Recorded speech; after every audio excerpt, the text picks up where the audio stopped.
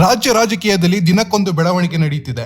ಒಂದು ಕಡೆ ಕಾಂಗ್ರೆಸ್ನಲ್ಲಿ ಮುಂದಿನ ಮುಖ್ಯಮಂತ್ರಿ ಯಾರು ಅನ್ನೋ ವಿಚಾರಕ್ಕೆ ಫೈಟ್ ನಡೀತಿದ್ರೆ, ಬಿಜೆಪಿ ಹಾಗೂ ಜೆಡಿಎಸ್ನಲ್ಲಿ ಮುಂದೆ ಅಧಿಕಾರಕ್ಕೆ ಬರೋದು ಹೇಗೆ ಅನ್ನೋ ಪ್ಲಾನ್ನಲ್ಲಿವೆ. ಈ ಎರಡೂ ಪಕ್ಷಗಳು ಈಗಾಗಲೇ ಮೈತ್ರಿ ಮಾಡಿಕೊಂಡಿವೆ. ಮೈತ್ರಿಯಿಂದ ಜೆಡಿಎಸ್ಗೆ ಹೇಳಿಕೊಳ್ಳುವಂತ ಲಾಭವಾಗದಿದ್ರೂ ಕೂಡ ಬಿಜೆಪಿ ಕಳೆದ ಲೋಕಸಭೆ ಚುನಾವಣೆಯಲ್ಲಿ ಅದರ ಸಂಪೂರ್ಣ ಲಾಭ ಪಡೆದುಕೊಂಡಿತ್ತು. ಅದಾದ ಮೇಲೆ ಚೆನ್ನಾಗಿ ಇದ್ದ ಎರಡೂ ಪಕ್ಷಗಳು ಕಳೆದ ಕೆಲ ತಿಂಗಳಿನಿಂದ ಒಟ್ಟಿಗೆ ಕಾಣಿಸಿಕೊಂಡಿದ್ದು ತೀರಾ ಕಡಿಮೆ. ಕೇವಲ ಸಭೆಗೆ ಸೀಮಿತವಾಗಿಯೇ ಹೊರತು ಒಟ್ಟಿಗೆ ನಿಂತು ಕಾಂಗ್ರೆಸ್ ಸರ್ಕಾರದ ವೈಫಲ್ಯಗಳ ವಿರುದ್ಧ ಪ್ರತಿಭಟನೆಗಳು ಮಾಡಿಲ್ಲ. ಎರಡೂ ಪಕ್ಷಗಳು ಮೈತ್ರಿಯಾಗಿದ್ರು ಕೂಡ ಪ್ರತ್ಯೇಕವಾಗಿ ಹೋರಾಟ ಮಾಡ್ತಿವೆ, ರಾಜ್ಯ ಪ್ರವಾಸವನ್ನು ಮಾಡ್ತಿವೆ. ಹೀಗಾಗಿ ಮೇಲ್ನೋಟಕ್ಕೆ ಬಿರುಕು ಬಂದಂತೆ ಕಾಣಿಸ್ತಿದೆ. ಈಗ ಅದಕ್ಕೆ ದೇವೇಗೌಡರೇ ಶಾಕ್ ಕೊಟ್ಟಿದ್ದಾರೆ.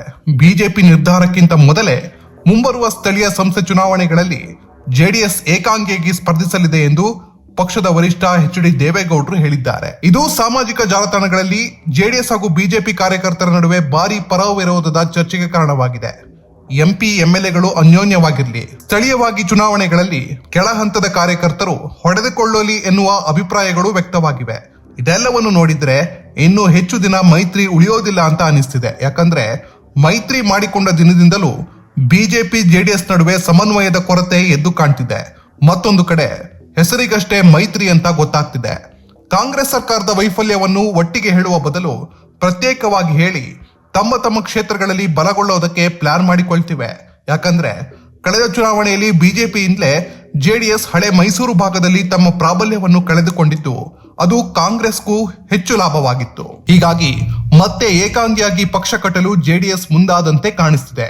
ಮುಂದೆ ಬರೋ ವಿಧಾನಸಭೆ ಚುನಾವಣೆಯಲ್ಲಿ ಜೆಡಿಎಸ್ಗೆ ಅಳಿವು ಉಳಿವಿನ ಪ್ರಶ್ನೆಯಾಗಿದ್ದು, ಸ್ಥಳೀಯ ಸಂಸ್ಥೆಗಳ ಚುನಾವಣೆ ಮುಖಾಂತರವಾಗಿ ಏಕಾಂಗಿಯಾಗಿ ಸ್ಪರ್ಧೆ ಮಾಡ್ತು ಅಂದ್ರೆ ಅಲ್ಲಿ ತಮ್ಮ ಪಕ್ಷದ ಅಭ್ಯರ್ಥಿಗಳು ಹೆಚ್ಚಿನ ಪ್ರಮಾಣದಲ್ಲಿ ಗೆಲ್ತು ಅಂತಂದ್ರೆ ಸಹಜವಾಗಿಯೇ ಪಕ್ಷಕ್ಕೆ ಲಾಭ ಆಗುತ್ತೆ ಹಾಗೂ ಕ್ಷೇತ್ರವನ್ನು ಕೂಡ ಮತ್ತೆ ಉಳಿಸಿಕೊಳ್ಳಬಹುದು ಅನ್ನೋದು ಜೆಡಿಎಸ್ ನಾಯಕರ ಲೆಕ್ಕಾಚಾರ. ಜೊತೆಗೆ ಕೇಂದ್ರ ಸಚಿವ ಕುಮಾರಸ್ವಾಮಿ ಕೂಡ ಇದರ ಬಗ್ಗೆ ಯಾವುದೇ ರೀತಿ ಹೇಳಿಕೆ ಕೊಟ್ಟಿಲ್ಲ. ದೇವೇಗೌಡರೇ ತೀರ್ಮಾನಿಸಿ ಆದ್ಮೇಲೆ ಕುಮಾರಸ್ವಾಮಿಯದ್ದು ಕೂಡ ಅದೇ ನಿರ್ಧಾರವಾಗಿರುತ್ತೆ. ಜೊತೆಗೆ ಮುಂದೆ ತಮ್ಮ ಪಕ್ಷವನ್ನು ಕಟ್ಟಿ ಮತ್ತೊಮ್ಮೆ ಸಿಎಂ ಆಗಬೇಕೆಂಬುದು ಕುಮಾರಸ್ವಾಮಿ ಬಯಕೆ. ಒಂದು ವೇಳೆ ಬಿಜೆಪಿ ಜೊತೆಗಿದ್ರೆ ಅದು ಸಾಧ್ಯವಾಗದೇ ಇರೋದ್ರಿಂದ ಕುಮಾರಸ್ವಾಮಿ ಸ್ಥಳೀಯವಾಗಿ ಪಕ್ಷವನ್ನು ಕಟ್ಟಿ ಗೆಲ್ಲಿಸಲು ಪ್ಲಾನ್ ಹಾಕಿದ್ರೆ, ಒಂದು ವೇಳೆ ಸ್ಥಳೀಯವಾಗಿ ಜೆಡಿಎಸ್ ದೊಡ್ಡ ಮಟ್ಟದಲ್ಲಿ ಗೆದ್ರೆ ಮುಂದೆ ವಿಧಾನಸಭೆ ಚುನಾವಣೆಯಲ್ಲೂ ಏಕಾಂಗಿಯಾಗಿ ಸ್ಪರ್ಧೆ ಮಾಡಿ ಸಿಎಂ ಕುರ್ಚಿ ಏರೋ ಪ್ಲಾನ್ ಕೂಡ ಇರಬಹುದು. ಅಥವಾ ಸ್ಥಳೀಯವಾಗಿ ಬಿಜೆಪಿಗಿಂತ ಹೆಚ್ಚು ಸ್ಥಾನ ಗೆದ್ದು ಮುಂಬರೋ ವಿಧಾನಸಭೆ ಚುನಾವಣೆಯಲ್ಲಿ ಬಿಜೆಪಿಯಲ್ಲೇ ಇದ್ದು ತಮ್ಮ ಬಲ ತೋರಿಸಿ ಮೈತ್ರಿಯಲ್ಲೇ ಸಿಎಂ ಆಗಬಹುದು ಅನ್ನೋ ಯೋಚನೆ ಕೂಡ ಇರಬಹುದು. ಈ ಎಲ್ಲವನ್ನು ಕೂಡ ಬಿಜೆಪಿ ಅನಲೈಸ್ ಮಾಡದಂತೆ ಕಾಣ್ತಿದೆ. ಯಾಕಂದ್ರೆ ದೇವೇಗೌಡರು ಯಾವಾಗ ಸ್ಥಳೀಯ ಚುನಾವಣೆಯಲ್ಲಿ ಮೈತ್ರಿ ಇಲ್ಲ ಅಂದ್ರೋ ಬಿಜೆಪಿ ಅದಕ್ಕೆ ವಿರೋಧ ಮಾಡಿಲ್ಲ. ಬದಲಿಗೆ ಮುಂಬರುವ ಎಲೆಕ್ಷನ್ ನಲ್ಲಿ ಒಂದೇ ಪಕ್ಷವಾಗಿ 130ರಿಂದ 140 ಸೀಟ್ಗಳನ್ನು ಗೆದ್ದು ಅಧಿಕಾರಕ್ಕೆ ಬರ್ತೀವಿ ಅಂತ ಸ್ವತಃ ವಿಜಯೇಂದ್ರರೇ ಹೇಳಿದ್ದು, ಮುಂದೆ ವಿಧಾನಸಭೆ ಚುನಾವಣೆಯಲ್ಲೂ ಮೈತ್ರಿ ಇಲ್ಲ ಅನ್ನೋದು ಮೇಲ್ನೋಟಕ್ಕೆ ಕಾಣ್ತಿದೆ. ಈ ರಾಜ್ಯದಲ್ಲಿ ಬಡವರಾಗ್ಲಿ, ರೈತರಾಗ್ಲಿ, ಜನಸಾಮಾನ್ಯರು ಇವತ್ತು ಈ ಕಾಂಗ್ರೆಸ್ ಸರ್ಕಾರದ ವಿರುದ್ಧ ಬೇಸತ್ತಿದ್ದಾರೆ. ಇದರ ಪರಿಣಾಮನೇ ಮೊನ್ನೆ ನಡೆದಂತ ಪಟ್ಟಣ ಪಂಚಾಯತಿ ಚುನಾವಣೆಗಳಲ್ಲಿ ವಾಶೆಟ್ಟಳ್ಳಿಯು ಸೇರಿದಂತೆ ಒಂದು ಅಭೂತಪೂರ್ವ ಯಶಸ್ಸು ಭಾರತೀಯ ಜನತಾ ಪಾರ್ಟಿಗೆ ಸಿಕ್ಕಿರುವಂತದ್ದು. 2028ಕ್ಕೆ ವಿಧಾನಸಭಾ ಚುನಾವಣೆ ಬರ್ತದೆ. ಅದು ಅದಕ್ಕಿಂತ ಮುಂಚಿತವಾಗಿ ಕೂಡ ಬರ್ಬೋದು. ಕಾಂಗ್ರೆಸ್ಸಿನ ಒಳ ಜಗಳವನ್ನ ತಾವು ನೋಡ್ತಾ ಇದ್ದಾರೆ. ದಿನಕ್ಕೊಬ್ಬೊಬ್ಬ ಮುಖ್ಯಮಂತ್ರಿ ಆಸ್ಪಿರೆಂಟ್ಗಳು ಜಾಸ್ತಿ ಆಗ್ತಾ ಇದ್ದಾರೆ. ಸೊ ಈ ಕಾಂಗ್ರೆಸ್ ಪಕ್ಷದ ಆಂತರಿಕ ಕಚ್ಚಾಟದಿಂದ ಯಾವತ್ ಬೇಕಾದ್ರೂ ರಾಜ್ಯದಲ್ಲಿ ವಿಧಾನಸಭಾ ಚುನಾವಣೆ ಬರಬಹುದು. ಆದ್ರೆ ಬಂದಿದ್ದು ಯಾವಾಗಲೇ ಬಂದ್ರು ಸಹ ಭಾರತೀಯ ಜನತಾ ಪಾರ್ಟಿ ನಮ್ಮೆಲ್ಲ ಕಾರ್ಯಕರ್ತರು ಶ್ರಮದಿಂದ ರಾಜ್ಯದಲ್ಲಿ ಭಾರತೀಯ ಜನತಾ ಪಾರ್ಟಿ ಸ್ವಂತ ಶಕ್ತಿಯ ಮೇಲೆ ರಾಜ್ಯದಲ್ಲಿ ಅಧಿಕಾರಕ್ಕೆ ತರಬೇಕು. ಆ ನಿಟ್ಟಿನಲ್ಲಿ ನಮ್ಮ ಕಾರ್ಯಕರ್ತರು ಸಂಕಲ್ಪವನ್ನು ನಾವು ಮಾಡಬೇಕಾಗಿದೆ. 2008ರಲ್ಲೇ ಭಾರತೀಯ ಜನತಾ ಪಾರ್ಟಿ 110 ಶಾಸಕರನ್ನ ನಾವು ಗೆದ್ದಿದ್ವಿ. 2018ರಲ್ಲಿ 104 ಶಾಸಕರನ್ನು ನಾವು ಗೆದ್ದಿದ್ದೇವೆ. ರಾಜ್ಯದಲ್ಲಿ ನಮ್ಮ ಪಕ್ಷದ ಕಾರ್ಯಕರ್ತರ ಅಪೇಕ್ಷೆ ಭಾರತೀಯ ಜನತಾ ಪಾರ್ಟಿ ಮುಂದೆ ಅಧಿಕಾರಕ್ಕೆ ಬರಬೇಕು, ಕಾರ್ಯಕರ್ತರ ಅಪೇಕ್ಷೆ ಇದೆ. ದೇವೇಗೌಡಜಿಯವರು ಮಾಜಿ ಪ್ರಧಾನಮಂತ್ರಿಗಳು ನೆನ್ನೆ ಏನೇನು ಮಾತನಾಡಿದ್ದಾರೆ ಪಟ್ಟಣ ಲೋಕಲ್ ಬಾಡಿ ಎಲೆಕ್ಷನ್ಸ್ ಬಗ್ಗೆ, ಮುಂದೆ ಎಂಪಿ ಮತ್ತು ಎಂಎಲ್ಎ ಎಲೆಕ್ಷನ್ ಒಟ್ಟಾಗಿ ಹೋಗ್ತೇವೆ ಅಂತ ಹೇಳಿದ್ದಾರೆ. ಸಂತೋಷ, ನಮ್ಗೆ ಯಾರು ಅದ್ರ ಬಗ್ಗೆ ಪ್ರಶ್ನೆನೇ ಇಲ್ಲ. ಯಾಕಂದ್ರೆ ಅಂತಿಮವಾಗಿ ನಮ್ದೊಂದು ರಾಷ್ಟ್ರೀಯ ಪಕ್ಷ ಇದೆ. ಬಿಜೆಪಿ ಮತ್ತು ಜೆಡಿಎಸ್ ಪಕ್ಷ ಕಳೆದ ಲೋಕಸಭಾ ಚುನಾವಣೆಯಲ್ಲಿ ಒಟ್ಟಾಗಿ ಯಾವುದೇ ಒಂದು ಗೊಂದಲ ಇಲ್ಲದೇನೆ ಲೋಕಸಭಾ ಚುನಾವಣೆಯನ್ನ ಯಶಸ್ವಿಯಾಗಿ ಎದುರಿಸಿದ್ದೇವೆ. ನನ್ನ ಕನಸಿರುವಂತದ್ದು ಮಾನ್ಯ ಮುಖ್ಯಮಂತ್ರಿಗಳು ಸಿದ್ದರಾಮಯ್ಯನವರು ಯಾವಾಗಲೂ ಕೂಡ ಕೊರಗ್ತಾ ಇರ್ತಾರೆ. ಏನ್ರಿ ಬಿಜೆಪಿ ನೀವು ಮಾತನಾಡ್ತೀರಿ? ನಿಮ್ ಯೋಗ್ಯತೆಗೆ ಯಾವ ತರ ರಾಜ್ಯದಲ್ಲಿ ನಿಮ್ ಸ್ವಂತ ಶಕ್ತಿ ಮೇಲೆ ಅಧಿಕಾರಕ್ಕೆ ಬಂದಿದ್ದೀರೇನ್ರಿ? ರಾಜ್ಯದ ಜನ ಯಾವ ತರ ನಿಮ್ ಮೆಜಾರಿಟಿ ಕೊಟ್ಟಿದ್ದೀರೇನ್ರಿ? ಪಾಪ ಅವರು ಕೂಡ ನೊಂದ್ಕೊಂಡಿದ್ದಾರೆ. ಅವರ ಕನಸು ನನ್ಸಾಗಬೇಕು, ನಮ್ಮ ಕಾರ್ಯಕರ್ತರ ಕನಸು ಕೂಡ ನನ್ಸಾಗಬೇಕು. ಆ ನಿಟ್ಟಿನಲ್ಲಿ ನಾನು ಪ್ರಾಮಾಣಿಕವಾಗಿರ್ತಕ್ಕಂಥ ಹೆಜ್ಜೆಯನ್ನ, ಹೋರಾಟಗಳನ್ನ ಮುಂದಿನ ದಿನಗಳನ್ನ ಮಾಡ್ತೇನೆ. ಲೋಕಲ್ ಬಾಡಿ ಚುನಾವಣೆಗೆ ಮೈತ್ರಿ ಇರೋದಿಲ್ಲ ಅಂತೇಳಿ ನಾ ಎಲ್ಲೂ ಕೂಡ ಉಲ್ಲೇಖ ಮಾಡಿಲ್ಲ, ಎಲ್ಲೂ ಕೂಡ ಹೇಳಿಕೆನ ಕೊಟ್ಟಿಲ್ಲ.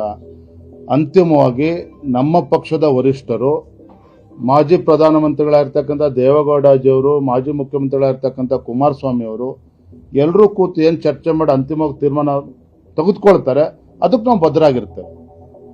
V don't have any confusion in this regard. With NDA, we are going to election in Lok Sabha, in Legislative Assembly and Council. This is crystal clear. Only local body elections. What the BJP state president has said, I am not going to raise any objection for that. We are also thinking to go for the local body election, municipality, city corporation, Jilla Panchayat, Taluk Panchayat, all the local body elections will go on our own as per the wishes of the BJP president. We will try our best to revive the party in Karnataka, either in old Mysore or new Mysore or Bombay Karnataka or Hyderabad Karnataka. Kumaraswamy has got very positive response, as he has worked as Chief Minister twice in the past. He is a popular leader. Under his leadership, the local body elections, either Jilla Panchayat or Nagarapalika, all these things will be fought on our own, and only Assembly and Parliament will go with NDA. It is crystal clear. There is no ambiguity. ಬೆಳಗಾವಿಯ ಚಳಿಗಾಲದ ಅಧಿವೇಶನದಲ್ಲಿಯೂ ಮೈತ್ರಿಯಾಗಿ ವಿಪಕ್ಷಗಳು ಕ್ರಾಂತಿ ಮಾಡಿಲ್ಲ. ಈ ಎಲ್ಲಾ ಬೆಳವಣಿಗೆಗಳ ಬೆನ್ನಲ್ಲೇ BJP ರಾಜ್ಯಾಧ್ಯಕ್ಷ ಬಿವೈ ವಿಜಯೇಂದ್ರ ಸ್ವಂತ ಬಲದ ಬಗ್ಗೆ ಮಾತನಾಡಿದ್ದಾರೆ. ಜೆಡಿಎಸ್ ಸಹ ಸ್ವಂತ ಬಲದಲ್ಲಿ ಸ್ಥಳೀಯ ಸಂಸ್ಥೆ ಚುನಾವಣೆಗಳನ್ನು ಎದುರಿಸುವ ಘೋಷಣೆ ಮಾಡಿದೆ. ಇದು ಮುಂದೆ ಯಾವ ಮಟ್ಟಕ್ಕೆ ತಲುಪಲಿದೆ ಅನ್ನೋದನ್ನು ಕಾದು ನೋಡಬೇಕಿದೆ.